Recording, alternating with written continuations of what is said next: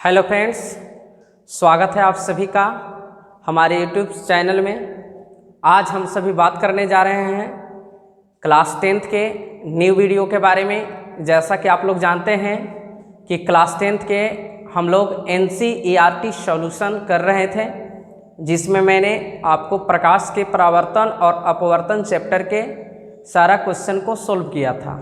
यदि आप सभी को अभी भी पहले चैप्टर से किसी भी प्रकार का समस्या हो तो आप कमेंट बॉक्स में जाकर लिख सकते हैं, मैं उस समस्या को सॉल्व करने का प्रयास करूंगा।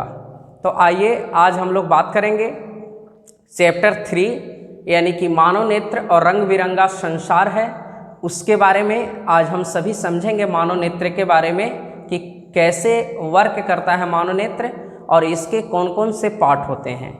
तो यदि इस चैप्टर के NCERT क्वेश्चन पर बात किया जाए तो इस चैप्टर के NCERT क्वेश्चन जो होता है वह समंजन क्षमता से स्टार्ट होता है, यानी कि इस चैप्टर के फर्स्ट क्वेश्चन जो है NCERT का वह है समंजन क्षमता से आप क्या समझते हैं। तो दोस्तों, सबसे पहले हम लोग समंजन क्षमता को ना पढ़ेंगे बल्कि हम लोग जानेंगे कि मानव नेत्र क्या होता है और इससे रिलेटेड दृष्टि दोष क्या होते हैं। तब उसके बाद मैं आपको बतलाऊंगा इस चैप्टर के एक एक क्वेश्चन को, है ना। डायरेक्ट हम लोग इस क्वेश्चन पर बात नहीं करेंगे बल्कि इस चैप्टर के कुछ टॉपिक जो ज़्यादा इम्पोर्टेंट है मैंने सोचा उसे पहले समझा दूं, उसके बाद मैं इस चैप्टर के NCERT प्रॉब्लम को सॉल्व करूंगा। तो चलिए हम लोग बात करते हैं कि मानव नेत्र आखिर है क्या। मानव नेत्र, मानव नेत्र क्या है? ह्यूमन आई। मानव नेत्र किसे कहते हैं, क्या होता है? तो सबसे पहला चीज आप यहां पर ये समझिए कि मानव नेत्र जो होता है वह एक प्रकाशीय यंत्र है, एक ऑप्टिकल डिवाइस है। एक प्रकाशीय यंत्र क्यों कह रहे हैं मानव नेत्र को?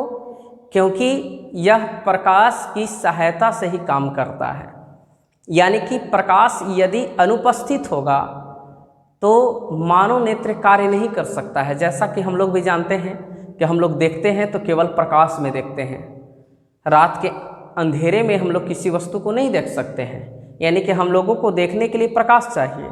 यानी कि मानव नेत्र तभी देख सकता है, तभी किसी वस्तु का प्रतिबिंब बना सकता है जब उसे प्रकाश मिलेगा।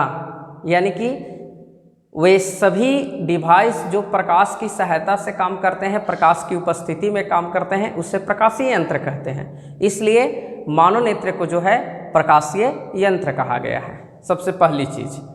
दूसरी चीज क्या है कि इसमें प्रतिबिंब का निर्माण होता है और उम्र बढ़ने के साथ साथ या किसी भी आपके बॉडीज में गड़बड़ी के कारण आपको वस्तुएं जो है दिखाई देना बंद कर देती हैं, तब उस स्थिति को हम लोग क्या कहते हैं? दृष्टि दोष कहते हैं। तो इन दो टॉपिक पर हम लोग शॉर्ट में बात करेंगे, ज़्यादा टाइम नहीं देंगे क्योंकि हमें NCERT ही प्रॉब्लम सोल्व करना है।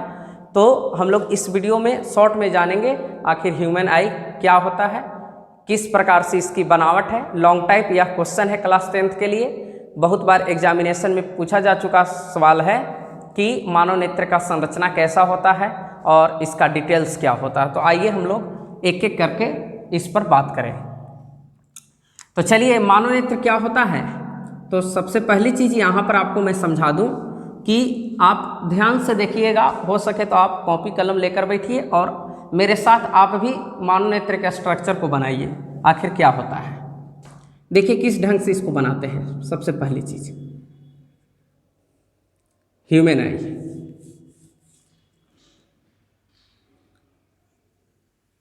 सबसे पहला पार्ट इसका जो होगा, जो आंख में आपको उजले रंग का नजर आता है, उसको हम लोग कहते हैं स्क्लेरोटिक, यानी कि श्वेत पटल। क्या होता है? उसे श्वेत पटल कहते हैं।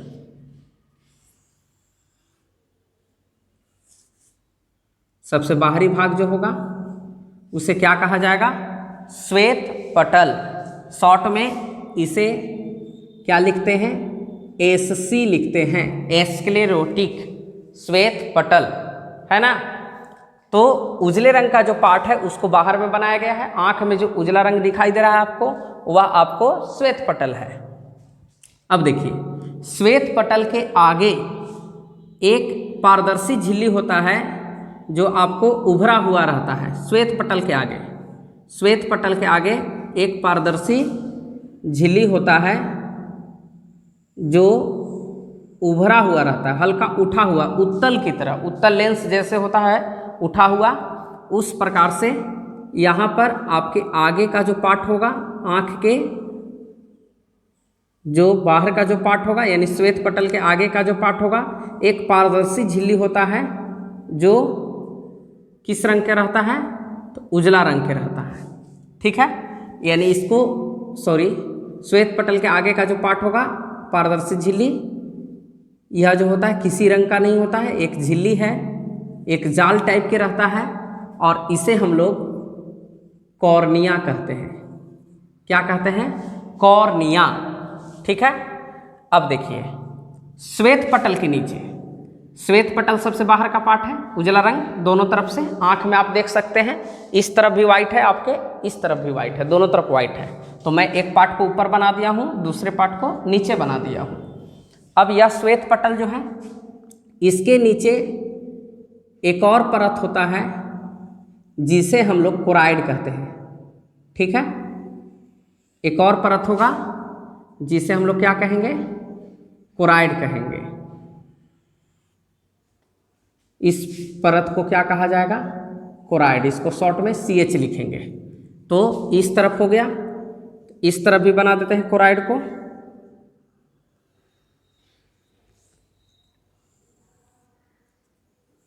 ये हो गया आपको कोराइड। अब देखिए, कोराइड जो होता है वो आपको बाहर से दिखाई नहीं देगा। क्यों? क्योंकि श्वेत पटल जो होता है यह अपारदर्शी होता है। इसका मतलब क्या है कि श्वेत पटल से जो होता है, लाइट जो होता है आपके आँख में प्रवेश नहीं करेगा। यानी कि जब प्रकाश हमारी आँख पर पड़ेगी तो श्वेत पटल से होकर प्रकाश हमारी आँख में नहीं जाएगी। सिंपल समझिए कि जो आपका आँख का उजला जो भाग है उससे प्रकाश आई में प्रवेश नहीं करती है। तो प्रवेश कहाँ से करती है? तो इस पारदर्शी झिल्ली से। क्यों? अभी आगे के जब पार्ट के नाम हम लिखेंगे तो आपको समझ में आएगा। अब ये कोराइड जो होता है यह आगे चल करके दो भाग में बढ़ता है। एक का नाम है आइरिस, दोनों तरफ से आइरिस रहेगा। इसका स्ट्रक्चर इस टाइप से दे देते हैं। ये आपका हो गया आइरिस, आइरिस। इसे क्या कहेंगे हम लोग? इसे कहेंगे आइरिस। इसको हिंदी में क्या कहते हैं? परितारिका भी कहते हैं। आइरिस या फिर इसको क्या कहते हैं? परितारिका भी कहते हैं, परितारिका। ठीक है, हिंदी में परितारिका बोला जाता है, परंतु आप देखिएगा मैक्सिमम एग्जाम जो होंगे उसमें आपको डायरेक्ट लिख देगा आइरिस, इस तरीक़ा से हिंदी में। तो कहने का मतलब ए पार्ट जो हो गया आपको, ए वाला जो पार्ट है ये आइरिस होता है। यह पार्ट जो होता है कैसा पार्ट है? तो यह मानव नेत्र का रंगीन भाग है, यानी कि यह रंगीन रहता है। तो मानव नेत्र में किस प्रकार से यह भाग रंगीन रहता है? जैसे आपका आँख सपोज डेट काला है, काला दिखाई दे रहा है, तो इसका मतलब कि आपका आइरिस काला है। हमारा आँख काला है तो इसका मतलब कि हमारा आँख काला है, मेरा आँख का जो आइरिस होगा वह काला होगा। आप देखे होंगे रैबिट्स में, खरगोश में उसका रेड टाइप के आँख होता है, लाल रंग का आँख होता है। इसका मतलब उसके आँख का जो आइरिस है वह कैसा है? लाल रंग का है। किसी मानव का आँख जो होता है वह भूरे रंग का होता है, तो उसका आइरिस जो हो गया भूरे रंग का होगा। किसी किसी स्पेशल केसेस में मिलते हैं, कहीं कहीं मिलेंगे आपको नीले रंग का, तो इसका मतलब उसका आँख जो होगा नीले रंग का। यानी कि बहुत ही बार इस क्वेश्चन को ISC लेवल पर भी पूछा जा चुका है, और आपको विभिन्न प्रकार के कंपटीशन में पूछता है कि मानव नेत्र का रंग आँख के किस भाग पर निर्भर करता है। तो आपका आंसर क्या होगा? आइरिस। यानी आइरिस जैसा रहेगा, जिस रंग का रहेगा उसी रंग का आपको आँख दिखलाई देगा। अब बात करते हैं कि कोराइड आगे जाकर दो भागों में बांटा है। एक भाग आइरिस हो गया, दूसरा भाग क्या है भाई, तो उसको कहते हैं सिलियरी मसल्स। क्या होता है, सिलियरी मसल्स होता है। इस तरीक़ा से मांसपेशियों का एक समूह रहेगा, मांसपेशियों का एक समूह रहेगा, बहुत ही पतली पतली, ऐसा मांसपेशियों को समूह को ही क्या कहते हैं, सिलियरी मसल्स। आखिर यह करता क्या है, तो आई में, आँख में एक आपको लेंस होता है, उत्तल लेंस। इस लेंस को मांसपेशियाँ क्या करती है कि अपने से जकड़ कर रखती है, यानी कि इसको बांधे हुए रहती है ताकि यह अपने स्थान से ना हटे। सिलियरी मसल्स मांसपेशियों का एक समूह है। देखिए इस प्रकार से ये आपका क्या हो गया, लेंस हो गया, उत्तल लेंस। आँख में कौन सा लेंस होता है, उत्तल लेंस। इसकी मतलब आकार जो होता है बहुत छोटा होता है, बहुत छोटा। ठीक है, तो कहने का मतलब क्या है, कितना छोटा, कम से कम कैसे समझा जाए, तो आप एग्जाम्पल ले सकते हैं मसूर का दाल, जो छोटा वाला जो मसूर का दाल होता है उस टाइप का यहाँ पर एक लेंस होता है, लेकिन हम लोग दिखाने के लिए उत्तल लेंस ऐसा दिखा देते हैं। अब देखिए, तो एक सिलियरी मसल्स हो गया, ये नाम हो गया सिलियरी मसल्स, सिलियरी मसल्स। ठीक है, सिलियरी मांसपेशियाँ। अब देखिए आइरिस के बीचों बीच, आइरिस भी जो है यह भी अपारदर्शी है। जिस प्रकार से श्वेत पटल अपारदर्शी है, लाइट इन नहीं करता है, उसी प्रकार से आपको आइरिस भी जो है वह अपारदर्शी है, यानी लाइट जब यहाँ से इन कर जाएगा तो आइरिस आपको अंदर नहीं इन करने देगा, परंतु यहाँ पर जो गैप है, यानी आइरिस के बीचों बीच एक गोलाकार छोटा सा छिद्र होता है, इसको हम लोग कहते हैं पुतली। क्या कहते हैं, पुपिल, यानी कि पुतली। यानी कि जो पुतली जो होता है, इसी से मतलब कॉर्निया से लाइट इन किया और आइरिस नहीं जाने देगा, परंतु पुतली क्रॉस करने देगा, उसके बाद लेंस क्रॉस करने देगा, और तब यह लास्ट पार्ट पर जाएगा। मानव नेत्र के सबसे लास्ट भाग जो होता है उसको क्या कहते हैं, रेटिना कहते हैं। क्या कहा जाता है, मानव नेत्र के अंतिम भाग जो होते हैं उसे क्या कहते हैं, रेटिना कहते हैं। तो आपको हो गया यहाँ पर रेटिना, और इसी पार्ट पर, इस रेटिना पार्ट पर ही किसी वस्तु का क्या बनता है, तो प्रतिबिंब बनता है। यानी प्रतिबिंब जो बनता है आँख में, नेत्र के कौन से भाग पर बनता है, तो रेटिना पर बनता है। अब देखिए एक कोराइड जो होता है यह किस रंग का होता है, यह आपको काला रंग का होता है। कहीं कहीं बुक में आपको भूरा रंग भी देता है, तो काला या भूरा रंग का होता है आइरिस, कोराइड। रेटिना जो होता है इसको आप कह सकते हैं कि यह अर्ध पारदर्शी होता है, यानी कि लाइट जब इन करेगा तो आंशिक रूप से कुछ लाइट जो होता है रेटिना से क्रॉस कर जाएगा और कोराइड तक पहुंचेगा, परंतु कोराइड के काला रंग के कारण वह सभी प्रकाश को क्या करेगा, ऑब्जर्व कर लेगा, यानी अवशोषित कर लेगा। ठीक है, यानी कि जो ईश्वर ने हमें आँख दिया उसमें काला रंग होने के कारण, कोराइड के काला रंग होने के कारण, यही बस रीजन है कि आवश्यकता से अधिक जब आँख में जब लाइट चला जाए तो उसको अवशोषित करने के लिए कोराइड उपस्थित रहे, क्योंकि यदि काला रंग नहीं होता तो यह प्रकाश को अत्यधिक मात्रा में अवशोषित नहीं करता। इसका भी रीजन है जो मैं आपको मानव नेत्र और दृष्टि दोष के बाद समझा दूंगा। तो चलिए, अब इसमें क्या होता है, यहाँ पर एक लिक्विड भरा हुआ रहेगा आँख में, इसको हम लोग कहेंगे वेटेरियस ट्यूमर, VH, यानी इसको कहा जाता है कचाभ द्रव, VH शॉर्ट में बोलते हैं, वेटेरियस ट्यूमर, जिसको कचाभ द्रव कहते हैं। और आपको कॉर्निया और लेंस के बीच में भी एक लिक्विड रहेगा, इसको AH लिखते हैं, एक्विस ट्यूमर, या फिर इसको नेत्रोद कहते हैं, या फिर जलीय द्रव कहते हैं। इसका अपवर्तनांक ज़्यादा होगा इससे, यानी यह कुछ गाढ़ा रहता है ना। इसको आप विस्कस लिक्विड भी कह सकते हैं, श्यान द्रव भी कह सकते हैं। श्यान कहने का मतलब कुछ गाढ़ा हो, तो इसका थोड़ा सा अपवर्तनांक ज़्यादा होगा, जो गाढ़ा होगा इसका मतलब उसका घनत्व ज़्यादा होगा, इसका कुछ कम होगा। ये नेत्रोध है, जो आंसू जो चलता है इसी के कारण चलता है।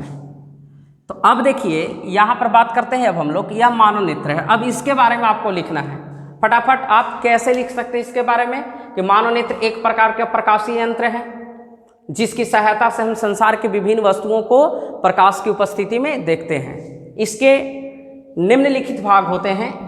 कौन कौन से भाग होते हैं? तो पहला श्वेत पटल, एस्क्लेरोटिक, इसके बारे में लिखना है। श्वेत पटल लिखकर डैश देंगे। क्या बतलाएंगे कि मानव नेत्र के सबसे बाहरी परत को श्वेत पटल कहते हैं ना। इसका रंग उजला होता है या अपारदर्शी होता है और नेत्र का सबसे मजबूत भाग होता है कौन? श्वेत पटल। कॉर्निया, कॉर्निया लिखकर डैश। कॉर्निया क्या होता है? तो श्वेत पटल के आगे एक उभरी हुई पारदर्शी झिल्ली होती है जिसे हम लोग कॉर्निया कहते हैं। कोराइड, श्वेत पटल के नीचे एक परत होता है जिसे हम कोराइड कहते हैं। इसका रंग क्या होता है? काला होता है। यह नेत्र में प्रवेश करने वाले जो प्रकाश की मात्रा जो होती है, अनावश्यक मात्रा होती है जो आवश्यक नहीं है, उसे अवशोषित करने का काम करती है। कोराइड आगे जाकर दो भाग में बढ़ती है, एक आइरिस, एक सिलियरी मांसपेशियां। आइरिस क्या होता है? तो मानव नेत्र के रंगीन भाग को हम लोग क्या कहते हैं? आइरिस कहते हैं। आंख के रंग इसके रंग पर ही निर्भर करता है। सिलियरी मांसपेशियां क्या होता है? तो मांसपेशियों का एक समूह होता है आइरिस के पीछे। आइरिस के पीछे मांसपेशियों का एक समूह है जो सिलियरी मांसपेशियां कहलाती है और यह लेंस को अपने से पकड़कर रखने का काम करती है। आइरिस के बीचों बीच एक गोलाकार छोटा सा छिद्र होता है जिसे हम लोग आंख की पुतली कहते हैं। यह पुतली तेज प्रकाश में सिकुड़कर छोटी, जब तेज प्रकाश होगा तो पुतली का आकार जो होगा वो छोटा हो जाएगा, सिकुड़ जाएगा चारों तरफ से ना, और कम प्रकाश में खुलकर बड़ा हो जाता है। इसी कारण जब आप तेज प्रकाश से अपने रूम में आते हैं, बाहर आप सपोज डेट घूमने गए हैं या कहीं पर गए हैं, पढ़ने गए हैं, और धूप से आप चलकर अपने रूम में जब प्रवेश कीजिएगा तो आपके रूम में कुछ देर तक वस्तुएं जो है दिखाई नहीं देगी। क्यों नहीं दिखाई देगी? क्योंकि तेज प्रकाश में पुतली सिकुड़कर छोटी हो जाती है, और जब आप कम प्रकाश में आते हैं तब पुतली को खुलकर बड़ा होने में कुछ टाइम लगता है, कुछ सेकेंड का टाइम लगता है, और उसी मतलब उतनी ही देर तक जब तक पुतली खुल ना जाए पूर्ण रूप से तब तक आपको वस्तुएं जो है दिखाई नहीं देगी। यदि आप कम प्रकाश में भी हैं और अचानक आप तेज प्रकाश में निकले तो भी आपको वस्तुएं जो है कुछ सेकेंड के लिए, कुछ पल के लिए दिखाई नहीं देंगी। सेम रीजन है। अब देखिए बात करते हैं लेंस पर। तो आँख में जो होता है सिलियरी मांसपेशियों से के सहारे एक लटका हुआ उत्तल लेंस होता है ना, जो कि जिलेटिन नामक पदार्थ का बना होता है। जेली टाइप के एक लिक्विड द्रव है, उसी का यह क्या होता है? बना होता है। अब नेत्र के सबसे अंतिम भाग को क्या कहते हैं? रेटिना कहते हैं, और इसी पार्ट पर किसी वस्तु का प्रतिबिंब बनता है। ठीक है। अब देखिए रेटिना से दो प्रकार के तंतु जुड़े हुए रहेंगे। तंत्रिका तंतु जुड़े हुए रहते हैं रेटिना से।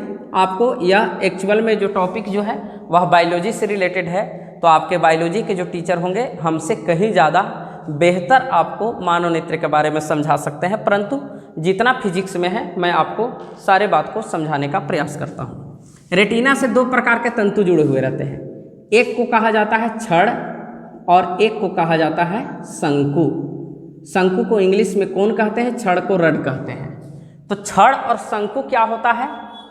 तो छड़ का काम रहता है आपको, यह रिलेटेड है प्रकाश की तीव्रता से, मतलब कि आपको यह जानना कितना ज़्यादा, मतलब आपके माइंड को इन्फॉर्म करेगा ये कि लाइट कहाँ पर कितना ज़्यादा है कितना कम है। छड़ का काम है प्रकाश की तीव्रता। यदि यह छड़ नहीं रहेगा, यानी कि छड़ की मात्रा आप में नहीं रहेगी, तो कहने का मतलब कि जांचने का कैपेसिटी समाप्त हो जाएगा। और यह छड़ जो होता है मानव नेत्र में बहुत ही कम होता है।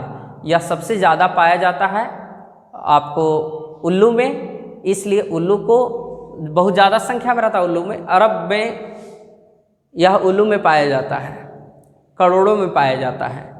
छड़। तो उल्लू जो होता है रात के समय में भी आसानी से देख लेता है, क्योंकि उसके पास छड़ों की संख्या ज़्यादा है, नंबर ऑफ रट्स जो है बहुत ही ज़्यादा है, इसलिए उसका कैपेसिटी जो होता है वह रात में भी देखने का होता है। शंकु का काम क्या है? तो शंकु संबंधित है रंग से। शंकु किससे संबंधित है? रंग से संबंधित है, कलर से। यानी कि हम लोग जो जानते हैं कि कोई भी वस्तु रेड कलर का है, ब्लू कलर का है, येलो कलर का है, वाइट कलर का है, तो सारा इंफॉर्मेशन माइंड को कौन देता है? तो शंकु देता है। यानी कि हमारे रेटिना से दो प्रकार के तंत्रिका तंतु जुड़े हुए रहते हैं, जिसे हम लोग छड़ भी कहते हैं और शंकु भी कहते हैं। यानी कि छड़ और शंकु दोनों अलग अलग दो तंतु हैं जो कि आपके रेटिना से जुड़े हुए रहते हैं, और इनका सीधा कनेक्शन कहाँ से होता है? तो आपके माइंड से होता है, आपके दिमाग से होता है। यदि माइंड से कनेक्शन हटेगा तो कोई भी इंफॉर्मेशन नहीं जाएगा। जैसे रेटिना पर प्रतिबिंब बना तो प्रतिबिंब बनने की सूचना कहाँ जाएगा? माइंड को जाएगा। और आप एक और चीज़ याद रखिएगा कि नेत्र के रेटिना पर प्रतिबिंब जो बनता है वह हमेशा उल्टा बनता है, परंतु हम लोग किसी भी वस्तु को क्या देखते हैं? सीधा देखते हैं। इसको आप शॉर्ट में समझिए। सपोज दैट आपके सामने मार्कर है, तो इसका प्रतिबिंब आपके आँख में, आँख के रेटिना पर ऐसे बन रहा है, परंतु हम लोग देख रहे हैं कैसे? ऐसे ही। ये वस्तु है, इसका प्रतिबिंब रेटिना पर ऐसे बन रहा है, परंतु हम लोग देख कैसे रहे हैं? ऐसे। क्यों? तो क्योंकि आपके इस वस्तु का प्रतिबिंब रेटिना पर जाकर पलटा इस ढंग से, फिर आपके माइंड को इन्फॉर्मेशन मिला तो इस ढंग से। इसको हम लोग बाई फिगर भी समझेंगे जब मैं आपको एनसीईआरटी प्रॉब्लम सोल्व करूंगा, तो उसके बारे में भी मैं आपको बतलाऊंगा। अब आप यहाँ पर एक और ऑब्जेक्टिव क्वेश्चन याद रखिएगा कंपटीशन के लिए, 10th के लिए नहीं, कि नेत्रदान में कॉर्निया का दान होता है। किसका दान होता है? कॉर्निया का दान होता है। नेत्रदान में किसका दान होता है? तो कॉर्निया का दान होता है। चलिए, तो अब हम लोग बात करेंगे मानव नेत्र के बारे में, समझें। यदि किसी को समस्या हो तो आप कमेंट बॉक्स में जाकर लिखिएगा। चलिए अब बात करते हैं दृष्टि दोष के बारे में।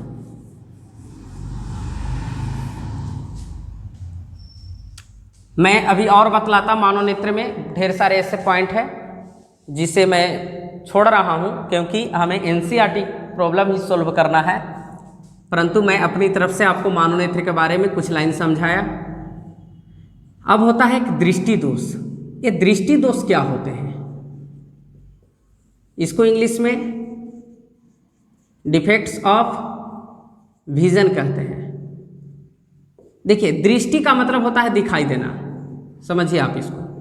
दृष्टि का मतलब क्या होता है? दिखाई देना। जैसे आपको कह रहा है कि आपके पास दृष्टि नहीं है, मतलब क्या? कि आपको दिखाई नहीं दे रहा है। तो दृष्टि का मतलब क्या? दिखाई देना होता है, और दोष इसमें लगा हुआ है, इसका मतलब दिखाई नहीं दे रहा है। सिंपल। यानी कि मानव नेत्र में गड़बड़ी के कारण जब हमें कोई भी वस्तु दिखाई नहीं देती है, तब उस अवस्था को ही हम लोग क्या कहते हैं? दृष्टि दोष कहते हैं। और दृष्टि दोष जो होता है वह 4 प्रकार का होता है। कितने प्रकार का होता है दृष्टि दोष? तो 4 प्रकार का होता है। कौन कौन? तो निकट दृष्टि दोष, निकट दृष्टि दोष, दूरदृष्टि दोष, इसे दीर्घ दृष्टि दोष भी कहते हैं, दूरदृष्टि दोष, जरा दृष्टि दोष, और एक होता है अबिंदुकता। तो देखिए, इसका आप सबसे पहले स्क्रीनशॉट लीजिए।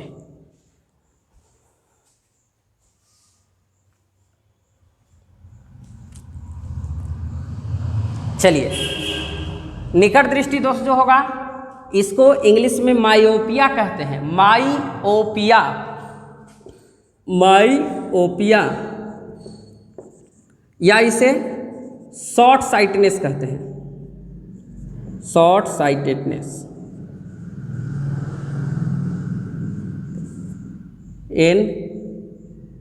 NESS। दूरदृष्टि दोष को लॉन्ग साइटेडनेस कहते हैं। लॉन्ग, और उसके बाद ए वाला पार्ट आ जाएगा, लॉन्ग साइटेडनेस। जरा दृष्टि दोष को क्या कहते हैं? प्रेस बायोपिया कहते हैं। और अबिंदुकता को क्या कहते हैं? एस्टिग्मेटिज्म कहते हैं। तो चलिए देखिए, ये दृष्टि दोष जो होते हैं मुख्य रूप से 4 प्रकार के होते हैं मानव नेत्र में। कौन कौन से? निकट दृष्टि दोष, दूरदृष्टि दोष, जरा दृष्टि दोष और अबिंदुकता। अब मैं शॉर्ट में आपका इसका डेफिनेशन समझाता हूँ। निकट दृष्टि दोष में क्या होता है? निकट की वस्तुएं दिखाई देती है परंतु दूर की वस्तुएं दिखाई नहीं देती है। अब सवाल यहाँ पर उठेगा कि सर निकट दृष्टि दोष है, अब निकट दृष्टि दोष में निकट की वस्तुएं क्यों दिखाई दे रही है? तो यहाँ पर आपके टीचर या समझाएंगे, क्या करेंगे कि कहेंगे कि जो दृष्टि दोष है समझो वही आपको दिखाई दे रहा है और जो दृष्टि दोष नहीं है वो आपको दिखाई नहीं दे रहा। मतलब निकट दृष्टि दोष है बच्चों, तो जो दृष्टि दोष रहेगा वही नजर आएगा। जैसे निकट दृष्टि दोष में निकट का दिखाई देता है, दूर का नहीं।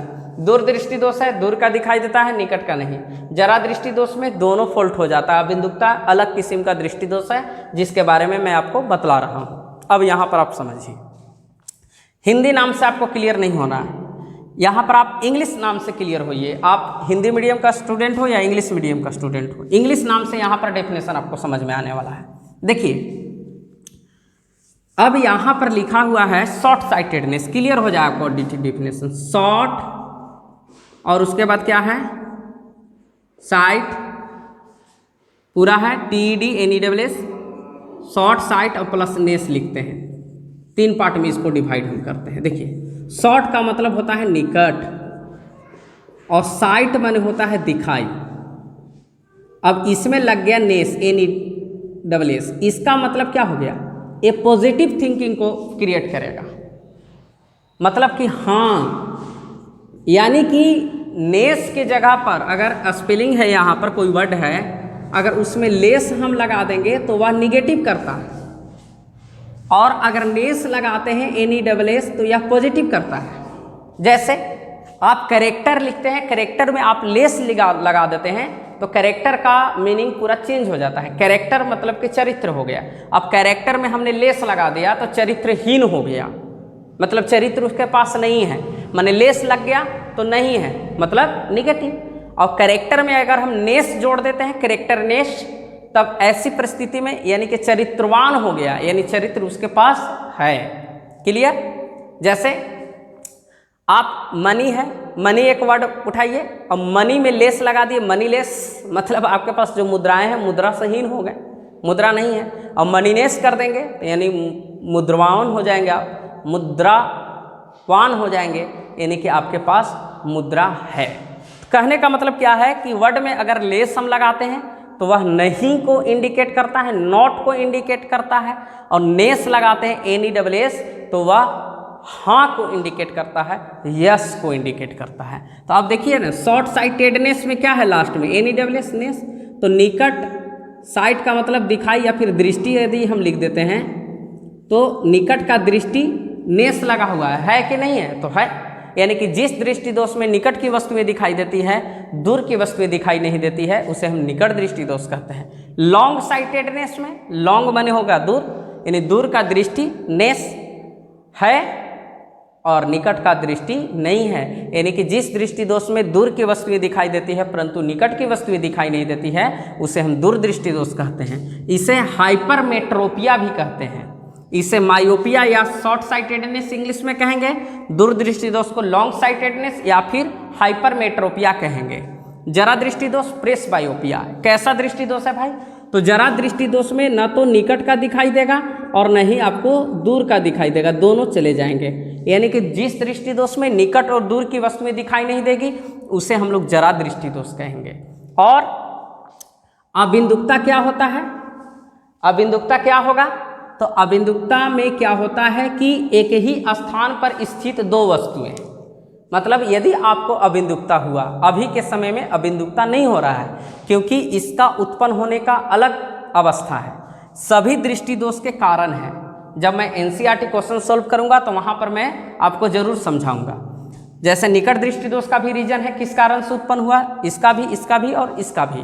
तो अबिंदुकता क्या होता है कि एक ही स्थान पर 2 लाइन है, एक क्षैतिज लाइन है, इसको हम लोग क्षैतिज लाइन कहते हैं, इसको उदग्र लाइन कहते हैं। जो खड़ा है उसको उदग्र या ऊर्ध्वाधर कहते हैं ना, वर्टिकल लाइन इंग्लिश में कहते हैं, और इसको हॉरिजेंटल यानी कि क्षैतिज लाइन कहते हैं। तो एक ही स्थान पर, जैसे मेरे सामने ऐसे है कोई भी वस्तु इस प्रकार से है, तो यदि मुझे अबिंदुकता है तो मैं इसे यदि स्पष्ट लाइन देख रहा हूँ, यदि क्षैतिज आपको स्पष्ट दिखाई दे रहा है तो उदाग्र आपको दिखाई नहीं देगा। यदि उदाग्र दिखाई दे रहा है तो क्षैतिज आपको दिखाई नहीं देगा। मतलब यदि इस प्रकार से है, आपके आँख के सामने एक लाइन ऐसे, एक लाइन ऐसे, तो ए लाइन दिखाई देगा तो ए लाइन नहीं दिखाई देगा, ए लाइन दिखाई देगा तो ए लाइन नहीं दिखाई देगा। तब इसको हम लोग कहेंगे अबिंदुकता। यानी कि जिस दृष्टि दोष में एक ही स्थान पर स्थित क्षैतिज और उदग्र रेखाओं में स्पष्ट अंतर नहीं होता है तो उस दृष्टि दोष को हम लोग अबिंदुकता कहते हैं। और सभी को दूर करने का क्या रीज़न है, क्या कारण है? तो निकट दृष्टि दोष आपको अवतल लेंस से ठीक होगा। कैसे ठीक होगा इसके बारे में भी बात करेंगे। दूरदृष्टि दोष आपको उत्तल लेंस से ठीक होगा। जरा दृष्टि दोष जो होता है आपको बाइफोकल लेंस से ठीक होगा। इसको द्विफोक्सी कहते हैं हिंदी में। बाई का मतलब दो, फोकल लेंस माने दो ठो फोकस है, द्विफोक्सी लेंस। क्यों? क्योंकि आपको निकट दृष्टि दोष भी है और दूर दृष्टि दोष है। जरा दृष्टि दोष का मतलब निकट और दूर दोनों फोल्ट है, तो उसमें अवतल भी लगेगा उत्तल भी, इसलिए इसको कहा गया द्विफोक्सी लेंस। अबिंदुकता जो होता है या सिलिंड्रिकल लेंस से ठीक होता है, यानी कि बेलनाकार लेंस से ठीक होता है। ठीक है, आपको मैं एक छोटा सा यहाँ पर ट्रिक भी दे देता हूँ वीडियो के अंत में। आज हम लोग इतना पर ही अपने क्लास को एंड करेंगे और मैं आपको नेक्स्ट वीडियो में आपको इस चैप्टर का एनसीईआरटी प्रॉब्लम सॉल्व करूंगा। तो चलिए मैं आपको बहुत ही सुंदर ट्रिक बतलाने जा रहा हूं, क्योंकि आपको जब आपके एग्जामिनेशन में या फिर किसी कंपटीशन में जब यह क्वेश्चन पूछेगा कि निकट दृष्टि दोष को कौन से लेंस से निवारण किया जाता है, कौन से लेंस से दूर किया जाता है, तब उस समय आपको सस्पेंस उत्पन्न हो जाएगा। इसलिए मैं चाहता हूं कि आपको किसी भी प्रकार का समस्या नहीं हो, यानी आपके जब एग्जामिनेशन में क्वेश्चन पूछे तो आप बिल्कुल ही बेहिचक उसका आंसर दे सके और आसानी से 1 नंबर ले सकें। तो मैं नहीं चाहता हूं कि आपका नंबर कट जाए आपके एग्जामिनेशन में, इसलिए मैं आपके लिए एक ट्रिक लेकर आया हूं। ट्रिक बताने से पहले यदि आप हमारे वीडियो को अभी तक लाइक नहीं किए हैं तो लाइक कीजिए, मेरे चैनल को सब्सक्राइब नहीं किए हैं तो सब्सक्राइब कीजिए, और इस वीडियो को देखने के बाद जितना ज़्यादा से ज़्यादा हो सके शेयर भी कीजिए। तो चलिए मैं आपको ट्रिक रखने वाला हूँ निकट और दूर दृष्टि दोष से related. Nadu, trick is Nadu, NADU। N से निकट दृष्टि दोष, A से अवतल लेंस, D से दूरदृष्टि दोष, U से उत्तल लेंस। सॉल्व। यानी नाडु सिर्फ आपको याद रखना है, NADU, नाडु। N से निकट दृष्टि दोष, A से अवतल लेंस, D से दूरदृष्टि दोष और U से उत्तल लेंस। तो चलिए अब आपका क्लास समाप्त होता है। Thank you.